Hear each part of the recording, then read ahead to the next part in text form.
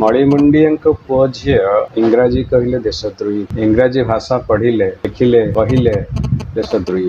ଏ ଦେଶର ମଳିମୁଣ୍ଡିଆ ଭୋଟର ମାନେ ସେମାନଙ୍କ ନେତା ମାନଙ୍କର ପାଠ ପଢା ଜାଣିବା ଦରକାର ନାହିଁ। କୋଉ ନେତା କେତେ ପାଠ ପଢିଛି, କୋଉ ନେତା କେତେ ଶିକ୍ଷାଗତ ଯୋଗ୍ୟତା ଅର୍ଜନ କରିଛି ତାହା ଜାଣିବା ଏ ଦେଶର ମଳିମୁଣ୍ଡିଆ ଭୋଟରଙ୍କ ପକ୍ଷେ ଗୁରୁତର ଅପରାଧ। ଇଂରାଜୀ ଭାଷା ପଢିଲେ ଲେଖିଲେ କହିଲେ ମଳିମୁଣ୍ଡିଆ ଭୋଟର ମାନେ ଦେଶଦ୍ରୋହୀ ହେଇଯିବେ, ଏକଥା ଆମେ ନୁହେଁ। ଦେଶର ସ୍ୱରାଷ୍ଟ୍ର ମନ୍ତ୍ରୀ ଅମିତ ଶାହା ଯୁକ୍ତି କରୁ। ବିଜେପି ନେତା ମାନଙ୍କ ପୁଅ ଝିଅ ମାନେ ବିଦେଶରେ ପାଠ ପଢିବେ, ସେମାନେ ଦେଶଦ୍ରୋହୀ ହେବେ। ଭାରତରେ କୌଣସି ନାଗରିକ ଯଦି ଇଂରାଜୀରେ କଥା କୁହନ୍ତି, ଇଂରାଜୀ ଦୁଇ ପଦ ଲେଖନ୍ତି, ତାହେଲେ ସେଇଟା ସେମାନଙ୍କର ଗୁରୁଚଣ୍ଡାଳ ଅପରାଧ ହେଇଛି। ସେଇଟା ବିଜେପିର କୋଉ ପାଠ?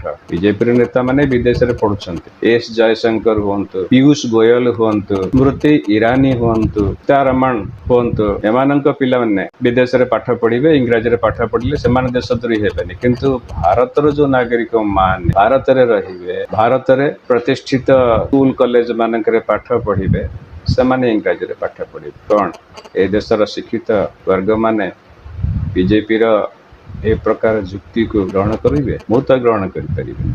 ଆପଣ ମାନେ କରିବେ? ଯଦି କରୁଛନ୍ତି ତାହେଲେ ମତେ କମେଣ୍ଟ କରନ୍ତୁ।